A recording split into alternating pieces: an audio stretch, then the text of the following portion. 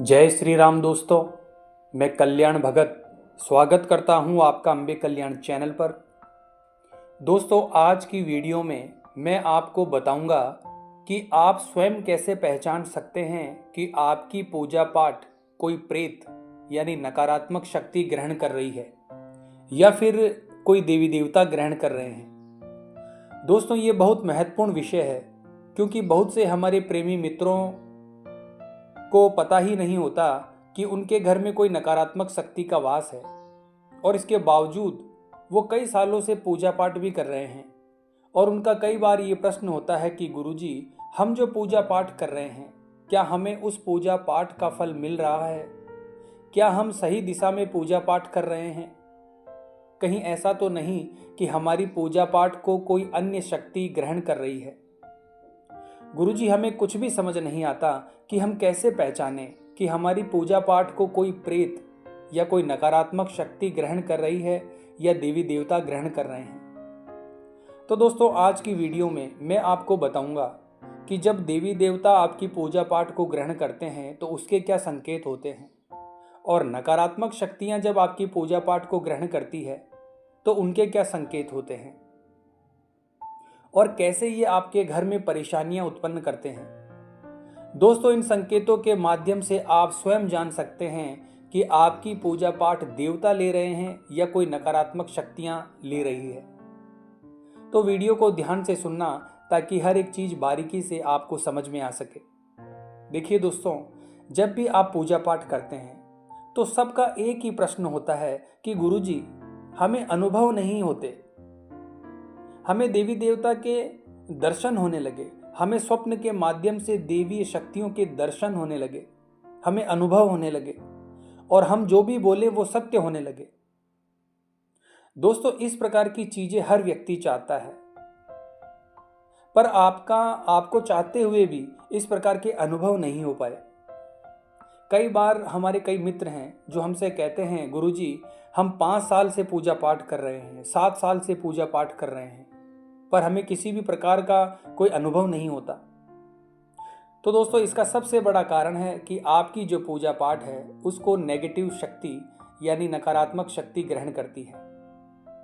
दोस्तों, इस पूरे ब्रह्मांड में देवी देवता विचरण करते हैं, पर जब तक आप उन्हें जागृत नहीं करोगे तब तक वो आपकी किसी भी प्रकार से सहायता नहीं करेंगे। इस चीज का आप विशेष ध्यान रखिए। तो देवीय शक्तियों को जागृत कैसे करें? दोस्तों, देवीय शक्तियों को आपको अपनी सेवा, अपनी पूजा से जागृत करना होता है। मंत्र जाप, साधना, ध्यान, नियम पालन, इन चीजों से जागृत करना होता है। जितने लोग चौकी या दरबार लगा रहे हैं वो लोग ऐसे ही देवीय शक्तियों को जागृत करके अपनी मनोकामनाओं को पूर्ण करवाते हैं और दूसरे लोगों की मदद करते हैं। तो दोस्तों, कैसे आप जान सकते हैं कि आपकी पूजा पाठ को कोई प्रेत यानी नकारात्मक शक्ति ग्रहण कर रही है या फिर कोई देवी देवता ग्रहण कर रहे हैं? सबसे पहला संकेत है दोस्तों, अगर तुलसी का पौधा आपके घर में लगा रखा है आपने और वो सूखने लगता है, आप उस पौधे को पानी भी दे रहे हैं, धूप से भी बचा रहे हो, यानी हर तरीके से उसकी देखभाल कर रहे हो, फिर भी बार बार लगाने पर भी वो सूख जाता है, तो इसका सीधा सा मतलब है दोस्तों, आपकी पूजा पाठ को कोई नकारात्मक शक्ति ग्रहण कर रही है। अगला संकेत है दोस्तों कि अगर आप पूजा पाठ कर रहे हो, हवन भी कर रहे हो, भोग भी दे रहे हो, यानी आप बहुत अच्छी तरीके से पूजा पाठ कर रहे हो, और इसके विपरीत आप जितनी ज़्यादा पूजा पाठ करते हो उतनी ही आपके घर में परेशानियां बढ़ जाती है, तो इसका मतलब है दोस्तों कि कहीं ना कहीं आपकी पूजा को कोई प्रेत यानी नकारात्मक शक्ति ग्रहण कर रही है। क्योंकि दोस्तों, वो आपकी पूजा पाठ का जो फल होता है, जो भोग होता है, उसको खाकर और भी शक्तिशाली और बलवान हो जाती है। अगला संकेत है दोस्तों, जब आप किसी भी देवता को भोग देते हो तो भोग देते ही आपकी बुद्धि, आपके विचार नेगेटिव हो जाते हैं, यानी आपके दिमाग में उल्टे सीधे ख्याल आने लगते हैं और आपके घर में अनायास ही लड़ाई झगड़े शुरू हो जाते हैं। आपका मानसिक संतुलन बिगड़ जाता है। इसका मतलब कहीं ना कहीं आपकी पूजा पाठ को कोई नकारात्मक शक्ति ग्रहण कर रही है।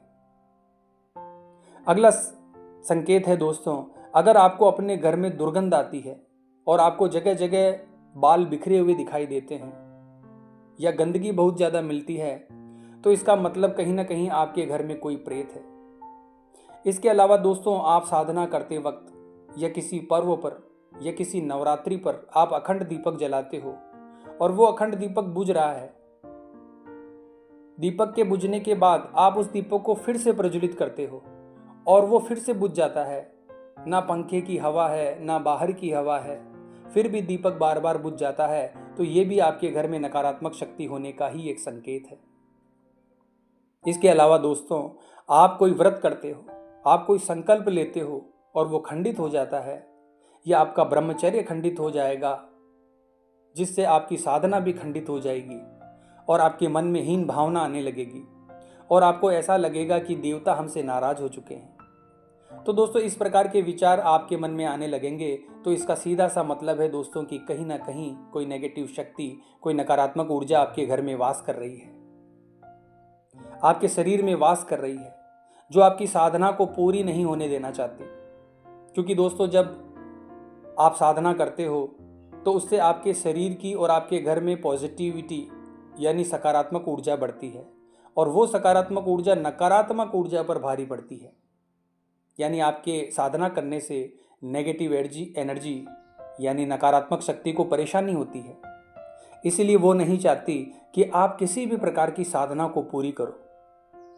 अगला संकेत है दोस्तों, रात में सोते वक्त सपने के माध्यम से आपको शमशान नजर आएगा। नंगे नंगे बच्चे आपको दिखाई देंगे।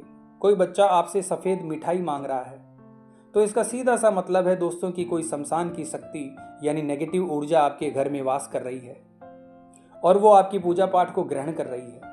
इसके अलावा दोस्तों, स्वप्न के माध्यम से आपको मांस दिखाई देगा या मांस जैसी दुर्गंध यानी बदबू आपको आएगी, जैसे कोई मांस जलने की बदबू होती है, उस प्रकार की दुर्गंध आपको आएगी, तो ये संकेत भी नकारात्मक शक्तियों का ही संकेत होता है। दोस्तों, जो आपकी पूजा पाठ को ग्रहण कर रही है, आपको आगे नहीं बढ़ने दे रही। इस प्रकार के सपने इसलिए आते हैं दोस्तों क्योंकि कई बार लोगों पर तंत्र किया जाता है और वो तंत्र तामसिक रूप से किया जाता है, जिसमें कलेजी, मांस, मछली का प्रयोग किया जाता है, अंडे का प्रयोग किया जाता है। तो इस प्रकार के जो सपने हैं वो अगर आपको दिखाई देते हैं तो आपको सावधान हो जाना चाहिए। आप अच्छे गुरु के पास जाइए और किसी अच्छे भगत के पास जाकर उनसे मार्गदर्शन लीजिए। तो आज की वीडियो में बस इतना ही दोस्तों। उम्मीद करता हूँ आज की ये जानकारी आपके लिए उपयोगी साबित होगी। तो दोस्तों, अगर इस प्रकार की कोई परेशानी आपके साथ हो रही है तो आप हमें कमेंट बॉक्स में ज़रूर बताएं ताकि हम उसका समाधान आपको बता सकें। तो मिलते हैं इसी प्रकार की वीडियो के माध्यम से दोस्तों। जय माँ अम्बे, जय श्री कल्याण।